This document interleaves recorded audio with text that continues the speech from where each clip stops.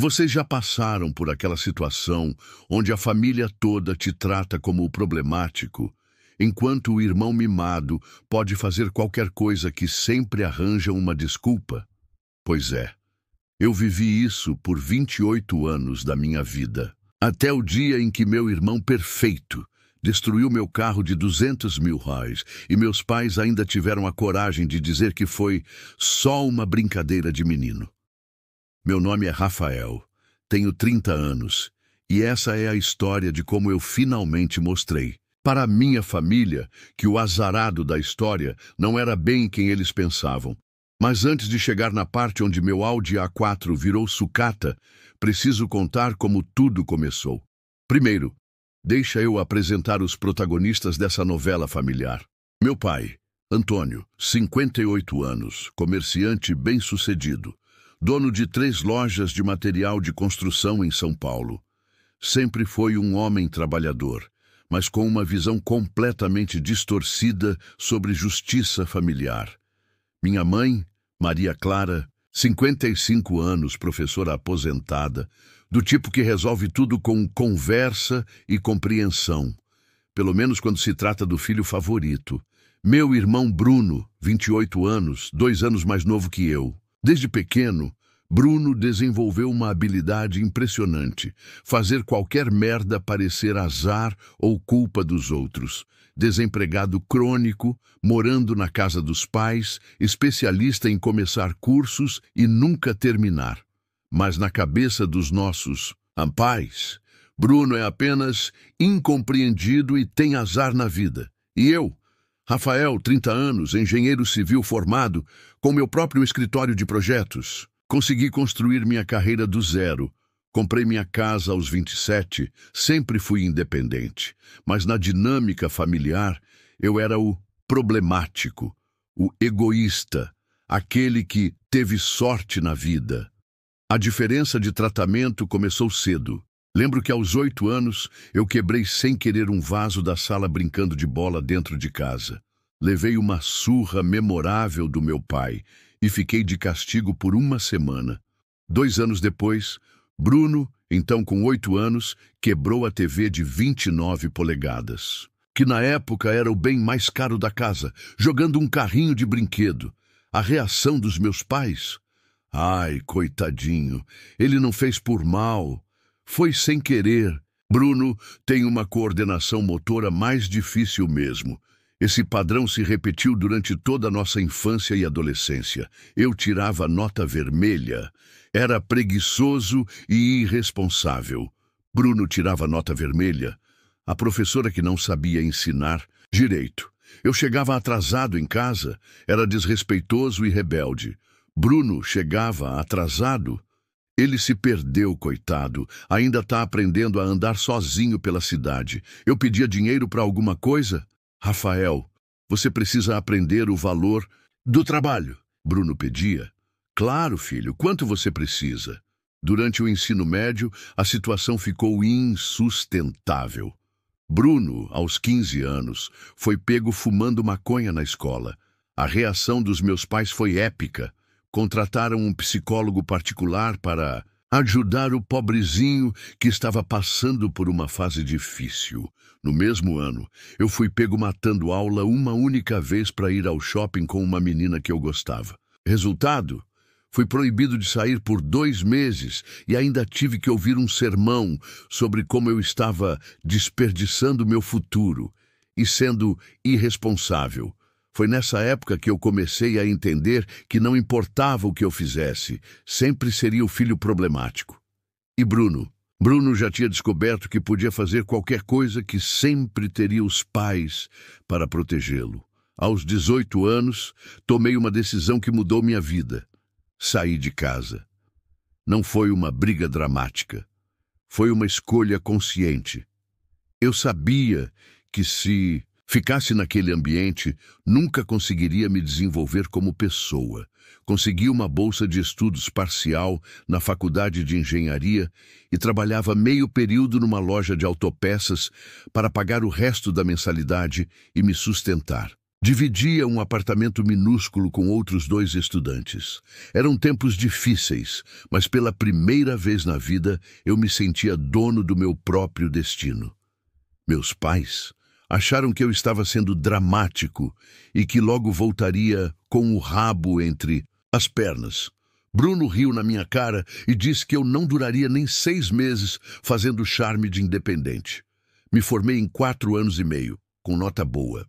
Durante a faculdade, fiz estágios em 3 empresas diferentes, sempre buscando aprender e fazer networking. No último ano, um dos meus professores me indicou para trabalhar num escritório de arquitetura renomado. Trabalhei lá por 3 anos. Aprendi tudo o que podia. Fiz cursos de especialização nos fins de semana e economizei cada centavo. Aos 25 anos, abri meu próprio escritório de projetos estruturais. O negócio decolou. Comecei pequeno, fazendo projetos residenciais, mas logo consegui contratos maiores. Aos 27 anos comprei minha casa, um sobrado de 180 metros num bairro classe média alta. Aos 29, comprei meu primeiro carro novo, um Honda Civic. E no ano passado, aos 30, realizei um sonho. Comprei um Audi A4 2023. Valor: R$ 198 mil enquanto eu construía minha vida. O que Bruno estava fazendo? Bem, Bruno começou e abandonou o curso de administração porque os professores eram chatos, curso técnico em informática porque era muito complicado, curso de marketing digital porque não era bem isso que ele queria. Tentou vender produtos da Herbalife, desistiu depois de 2 meses. Montou uma empresa de brigadeiros gourmet que faliu em 3 meses. Trabalhou como vendedor em 2 lojas diferentes e foi demitido das 2 por faltas excessivas. Aos 28 anos, Bruno ainda morava no mesmo quarto de adolescente na casa dos pais. Dormia até meio-dia todos os dias, jogava videogame até de madrugada e vivia às custas do meu pai. Eu visitava meus pais a cada 15 dias, geralmente aos domingos para o almoço. E toda visita era a mesma ladainha. Ai, Rafael, você tem tanta sorte na vida, né? Tudo que você toca vira ouro. Já o Bruno, coitado, parece que é amaldiçoado, nada dá certo para ele. Sorte? Eu pensava. Sorte é acordar às 6 da manhã, todo dia para trabalhar. Sorte é passar noites estudando enquanto todo mundo estava se divertindo. Sorte é economizar cada real para investir no meu futuro. Mas eu não falava nada, apenas sorria e mudava de assunto. A gota d'água sempre eram os comentários sobre o Bruno. O Bruno está passando por uma fase difícil de novo, Rafael. Seria tão bom se você pudesse dar uma força para ele. Sei lá, quem sabe arrumar um trabalhinho no seu escritório. Eu já tinha tentado ajudar Bruno 3 vezes. Consegui uma vaga de auxiliar administrativo num cliente meu. Bruno faltou no 3º dia e nunca mais apareceu. Ofereci para ele fazer um curso de AutoCAD que eu pagaria. Ele foi em 2 aulas. Tentei ensinar ele a fazer orçamentos básicos de obra. Bruno disse que não era o perfil dele. 6 meses atrás, aconteceu algo que deveria ter sido um aviso do que estava por vir. Bruno havia convencido meus pais a comprar uma moto para ele. Uma Honda CG 160, valor R$ 12 mil. A justificativa? Para ele poder procurar trabalho com mais facilidade. 3 semanas depois, Bruno bateu a moto. Como? Ele estava fazendo racha com uns amigos numa avenida às 2 da madrugada e perdeu o controle numa curva. A reação dos meus pais quando souberam? Ai, meu Deus, ainda bem que o Bruno não se machucou. Coitado, ele ficou tão abalado com o acidente. A moto a gente resolve depois. Acidente. O cara estava fazendo racha e eles chamaram de acidente. Eu questionei. Pai, Bruno não estava correndo na madrugada? Isso não é acidente, é irresponsabilidade. Resposta do meu pai. Rafael, seu irmão, já está se sentindo mal o suficiente. Não precisa ficar jogando na cara dele. Essas coisas acontecem. Resultado. Meu pai pagou $4.500 para consertar a moto. E Bruno Não teve nenhuma consequência, nenhuma. Era sábado, 15 de julho. Eu tinha um casamento para ir à noite. Meu amigo da faculdade estava se casando e seria numa fazenda em Itatiba, a 2 horas de São Paulo. Como seria à noite e eu provavelmente beberia, decidi deixar o Audi na casa dos meus pais e pedir para meu primo Gabriel me buscar de lá. Cheguei na casa dos meus pais às 5h da tarde. O Audi estava impecável. Eu tinha lavado ele na quinta-feira e estava brilhando. Era meu xodó, meu símbolo de conquista. Cada vez que olhava para aquele carro, lembrava de tudo que tinha trabalhado para consegui-lo. Bruno estava na sala, jogando videogame, como sempre.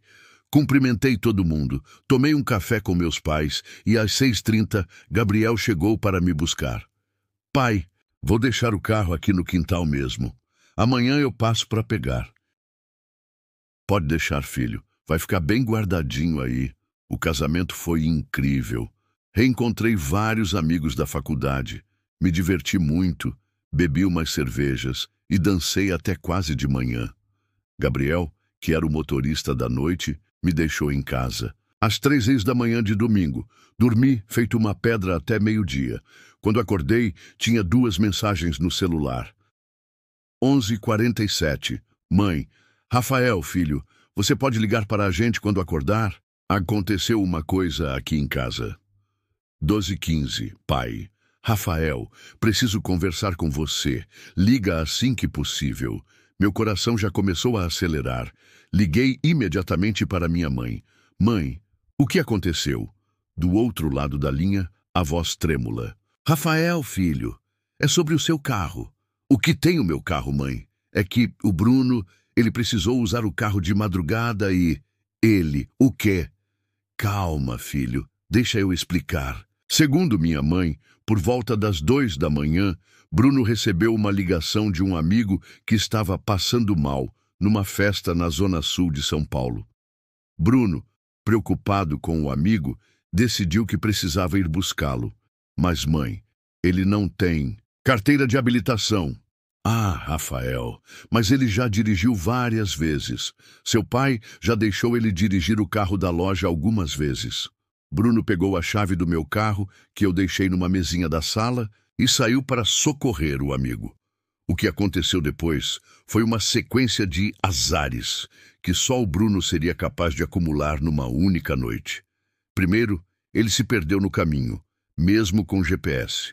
Depois, pegou chuva e não conseguiu ligar o limpador, de para-brisa direito. Em seguida, tentou passar numa poça d'água que era mais funda do que imaginava. Por fim, ao fazer uma conversão numa rua estreita, calculou mal e raspou o carro inteiro no muro de uma casa. Desconfiei da história e liguei diretamente para Bruno. Bruno, me conta a verdade. O que aconteceu com o meu carro? Do outro lado, a voz embargada. Mano, foi um azar desgraçado. Eu juro que não foi por mal. Cadê o carro agora? Tá num guincho aqui na Zona Sul. Mano, eu paguei o guincho do meu dinheiro. Do dinheiro dele? Que dinheiro? O cara não trabalhava. Peguei o endereço e saí correndo para ver o estrago. Quando cheguei no pátio do guincho e vi meu Audi, quase passei mal. O carro estava destruído. Não era só arranhado, como meus pais tinham minimizado no telefone. Era uma destruição completa. Lateral direita inteira raspada até a chapa, paralama dianteiro direito completamente amassado, farol direito quebrado, retrovisor direito arrancado, porta direita empenada que nem abria mais. Rodas do lado direito, com os aros completamente riscados, para-choque traseiro trincado. E o pior, a água da poça que ele tentou atravessar tinha entrado no motor. O mecânico do guincho foi direto. Rapaz, esse carro aí é perda total. A água entrou no motor. O câmbio deve ter dado problema também. Vai custar mais para arrumar do que ele vale. Fiquei ali parado, olhando para os destroços do meu sonho realizado, sentindo uma mistura de raiva, tristeza e desespero. 200 mil reais, 2 anos de economia, 5 anos de trabalho duro, tudo destruído numa única madrugada de irresponsabilidade. Voltei para a casa dos meus pais às 4h da tarde de domingo. estava visivelmente abalado. Bruno estava trancado no quarto, passando mal, segundo minha mãe. Pai, o carro é perda total. Meu pai ficou em choque. Não pode ser, Rafael. O Bruno falou que foi só um arranhão. Pai, o motor pifou. O carro está destruído, completamente destruído. Minha mãe imediatamente saiu em defesa do Bruno. Ai, Rafael, mas foi sem querer. O Bruno está destruído de remorso. Ele não conseguiu nem almoçar hoje. Ele não conseguiu almoçar? Mãe, meu carro de 200 mil foi destruído. Rafael, não. Precisa gritar com a sua mãe, interveio meu pai. Vamos resolver isso com calma. Resolver como, pai? Como vocês vão resolver 200 mil reais de prejuízo? Silêncio. E outra coisa. Bruno nem tem habilitação. Ele dirigiu bêbado. Se fosse pego pela polícia, vocês sabem o que aconteceria? Minha mãe. Mas Rafael, ele não estava bêbado. Ele só tinha tomado umas cervejas. Eu explodi. Umas cervejas? Mãe, isso é dirigir bêbado. E vocês ainda vão defender ele? No meio da discussão, Bruno finalmente saiu do quarto. Estava com cara de choro, fazendo aquela carinha de coitadinho que funcionava com nossos pais desde sempre. Mano, desculpa, foi um azar absurdo. Eu juro que vou pagar tudo pra você. Pagar com que dinheiro? O cara não tinha nem 50 reais na conta. Mas o que aconteceu a seguir foi o momento que quebrou algo dentro de mim definitivamente. Meu pai olhou para Bruno, depois para mim, e disse a frase que jamais vou esquecer. Rafael, você precisa entender que foi só uma brincadeira de menino, que deu errado. O Bruno não fez por mal. E convenhamos, você tem seguro, né? Essas coisas acontecem. Você sempre teve sorte na vida, vai dar um jeito. Brincadeira de menino. 200 mil reais destruídos, igual brincadeira de menino. Dirigir bêbado e sem habilitação, igual brincadeira de menino. Pegar o carro alheio sem autorização, igual brincadeira de menino. E a cereja do bolo. Você sempre teve sorte na vida. Naquele momento algo se rompeu dentro de mim. Não era mais raiva. Era uma frieza absoluta. Pai, eu não tenho seguro contra terceiros para esse tipo de situação. Mentira. Eu tinha seguro completo. Mas naquele momento eu decidi que eles não precisavam saber disso.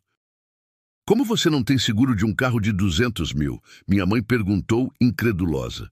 Porque eu confiei que meu carro estaria seguro na casa da minha família. Silêncio constrangedor. Então, meu pai gaguejou. O que você vai fazer? Olhei para os três, respirei fundo e disse: vou processar o Bruno criminalmente por furto de veículo e direção sem habilitação. E vocês dois civilmente por negligência e conivência. O pandemônio que se instaurou foi digno de novela mexicana. Bruno começou a chorar feito criança. Mano, você não pode fazer isso comigo. Eu sou seu irmão. Minha mãe entrou em desespero. Rafael, você enlouqueceu? Processar a própria família? Que filho é você? Meu pai tentou ser o conciliador. Rafael, vamos conversar com calma.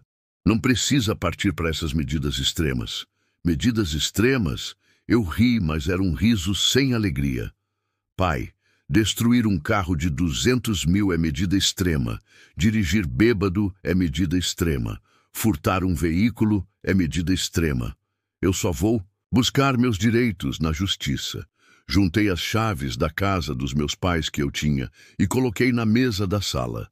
Vocês não vão mais me ver por aqui. Quando quiserem conversar comigo, falem através dos meus advogados. Minha mãe veio atrás de mim. Rafael, pelo amor de Deus, não faça isso. Você vai destruir a família.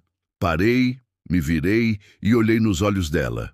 Mãe, quem destruiu essa família foram vocês.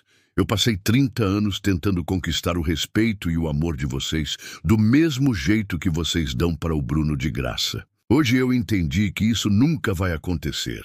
Vocês criaram um monstro e agora vão ter que lidar com as consequências. Bruno gritou lá da sala. Eu vou pagar tudo para você, mano. Eu prometo. Nem me virei para responder. Apenas bati a porta. E fui embora. Na segunda-feira de manhã, Liguei para meu advogado, Dr. Marcelo, que já cuidava dos contratos do meu escritório. Expliquei toda a situação. Rafael, você tem um caso muito forte aqui. Furto de veículo, direção sem habilitação, danos materiais. E se você conseguir provar que seus pais foram negligentes ao permitir que ele tivesse acesso às chaves, dá para incluir eles como corresponsáveis. Começamos a preparar todo o processo. Boletim de ocorrência, laudo do perito, orçamentos de conserto que confirmaram perda total, tudo documentado direitinho. Durante essa semana, meus pais me ligaram umas 50 vezes. Eu não atendi nenhuma, até que na quinta-feira meu pai apareceu no meu escritório. Rafael, eu vim conversar com você pessoalmente. Pai, eu falei que nossa conversa agora é só através de advogados. Filho, eu consegui juntar 80 mil. É tudo que eu tenho disponível agora. Sei que não cobre tudo, mas 80 mil. De um prejuízo de 200 mil. E o resto, pai? Eu não tenho como pagar tudo de uma vez. Mas eu posso ir pagando aos poucos. Fazer um acordo. Pai, eu tenho 30 anos. Quanto tempo você acha que eu vou esperar para ter meu prejuízo ressarcido? 2 anos? 5 anos? 10 anos? Enquanto o Bruno continua fazendo as mesmas coisas porque nunca teve consequência nenhuma na vida? Meu pai ficou em silêncio. Na sexta-feira, aconteceu algo que nem eu esperava. Recebi uma ligação da minha prima Carla, filha de um irmão do meu pai. Rafael, preciso te contar uma coisa sobre o Bruno. O que foi, Carla? Eu estava numa festa, sábado passado, a mesma festa onde o Bruno disse que foi buscar o amigo. Meu coração acelerou. E, Rafael, não tinha nenhum amigo passando mal. O Bruno estava na festa, bêbado, se exibindo para umas meninas, dizendo que tinha pego o Audi emprestado do irmão para impressionar elas. Ele saiu da festa dirigindo bêbado só para fazer gracinha. A ficha caiu. Não foi azar. Não foi socorrer um amigo. Foi pura exibição e irresponsabilidade. Bruno tinha mentido para toda a família sobre os motivos do acidente. Quando apresentei essa nova informação para o advogado, o caso ficou ainda mais forte. Bruno não só furtou meu carro e dirigiu bêbado, ele ainda mentiu sobre os motivos. O processo criminal foi aceito. O processo civil contra meus pais também. E aqui está o plot twist que vocês não esperavam. Eu sempre tive seguro completo. Uma semana depois de entrar com os processos, acionei meu seguro. Recebi os 200 mil reais inteiros da seguradora, sem problemas. Então por que você não acionou o seguro antes, Rafael? Porque era questão de princípio. Eu precisava que minha família entendesse que ações têm consequências. Que brincadeira de menino de 200 mil reais não existe. Que eu não era o sortudo da família. Eu era o trabalhador da família. O Bruno foi condenado a pagar multa e fazer serviços comunitários. Meus pais tiveram que pagar 15 mil dólares de danos morais, valor simbólico, mas que serviu para marcar o precedente. Mais importante que isso, pela primeira vez na vida, Bruno teve que assumir as consequências dos próprios atos. Ele arrumou um emprego de verdade para pagar a multa. Está fazendo terapia por ordem judicial. Meus pais estão em terapia de casal, reaprendendo a estabelecer limites e responsabilidades. 6 meses depois, no Natal passado, nos reconciliamos. Mas agora, sob novas regras. Bruno me paga 500 dólares por mês como reparação moral, mesmo eu não precisando do dinheiro. Meus pais reconheceram publicamente que foram injustos comigo durante toda a vida. Bruno está trabalhando e mora sozinho. Pela primeira vez, aos 29 anos. Vocês podem pensar que eu fui extremo, que exagerei, que família é família e eu deveria ter perdoado. Mas sabe o que eu aprendi? Às vezes, para salvar uma família, você precisa primeiro quebrá-la. Para ensinar respeito, você precisa primeiro retirar o desrespeito. Hoje, pela primeira vez em 30 anos, tenho uma relação saudável com meus pais e meu irmão.